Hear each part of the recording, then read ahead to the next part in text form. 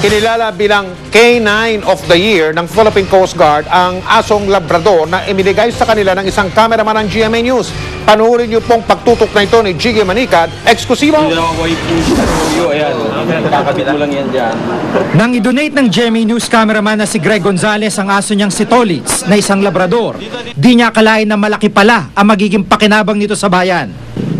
Si Tolitz ay trained ng Philippine Coast Guard para maging drug sniffing dog. At napatunayan ng kanyang galing na magsagawa ng operasyon sa Samar kung saan may humigit kumulang 100 kilong cocaine ang naamoy ng grupo ni Tolitz. Mayroon talagang nangingibabaw. At isa nga si Tolitz doon sa mga nangibabaw na mula nung unay nakita na namin ng potensyal na maging napakagaling na aso. Nung nakarang Sabado, kinilala si Tolitz bilang K9 of the Year dahil sa mga nagawa nito.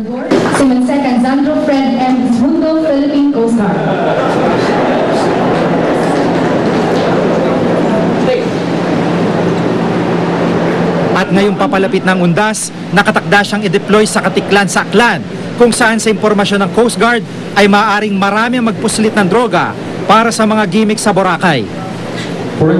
Kalaksan pa ngayon ni Tolitz, kumbaga nasa peak pa siya ng karir na ngayon. Siguro mga hanggang 5 hanggang 7 taon pa namin magagamit yan. Mas maiging nasa pangangalaga siya ng Coast Guard, saka talagang mababantayan siya, pati yung health ng aso, at saka nakakatulong sa bayan.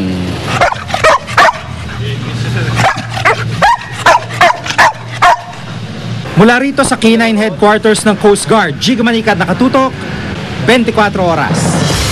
Samantala, pinilahan na naman ang mga Lotto outlet. Ngayong gabi kasi bobolahin ang 649 Super Lotto Jackpot na pwede raw umabot ng hanggang 150 million pesos. Mula sa Quiapo sa Maynila, nakatutok doon live si Susan Enriquez. Susan, nakabili ka naman ng ticket. Wow, sa palagay mo ba naman sa 150 million pesos merong hindi magtatangka na magbaka sakali. Kaya naman yung nakikita niyo po sa likuran ko ay tuloy-tuloy ho yung pagdating ng mga tao dito na nagbabaka sakali na sila yung swertihin ngayong gabi. Ang pagsasara po nitong outlet nito ay hanggang alas 8:30 at ang bola ay hanggang alas 9 ho ng gabi. At kaya naman gaya ng inaasahan, marami po ang magbabaka sakali sa napakalaking jackpot sa 649 Lotto Draw ngayong gabi na inaasahang aabot ng 150 million pesos. Umaga pa lang daw, wala nang tigil ang dating ng mga taong tumataya sa Lotto outlet na ito sa Quiapo. Ang babaeng ito, dati na raw tumama ng 80 million pesos sa Lotto. It's by luck. Sometimes it's a game of chance. So it's not at all times mananalo ka. So if it's God's will to win, then it's God's will to win. Hindi naman daw madalas tumaya sa Lotto ang ginang na ito, pero may napulot siyang kwintas na para sa kanya ay may ibig sabihin. Parang daming tao kasi Kako, maganda yun Mukhang makaano nga. Tsaka nakapulot ako nito kanina paglabas ko sa simbahan. Nakapulot kayo? Oo. Ano kaya ito? Swerte. Baka nga. Hindi rin daw mahilig tumaya sa Lotto ang lalaking ito. Kapag malaki, oo. Tumataya talaga. Siyempre, game of chance. Malay mo, swerte. Ayon sa PCSO, ika-23 draw na ang bolahan mamaya. Wala pang nananalo sa Super Lotto 649. Kaya posible raw umabot sa 150 milyong piso ang jackpot prize ngayong gabi.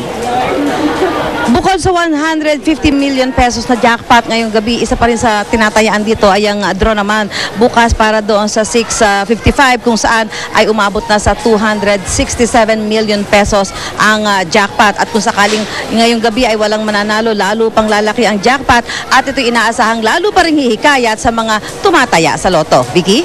Wow, good luck at maraming salamat sa iyo, Susan Enriquez. Susunod! Eksklusibo, Krista Kleiner, nagpakitang gilas na sa mga paunang aktibidades ng Miss International Pageant doon sa China. Tututukan natin dito sa 24 oras.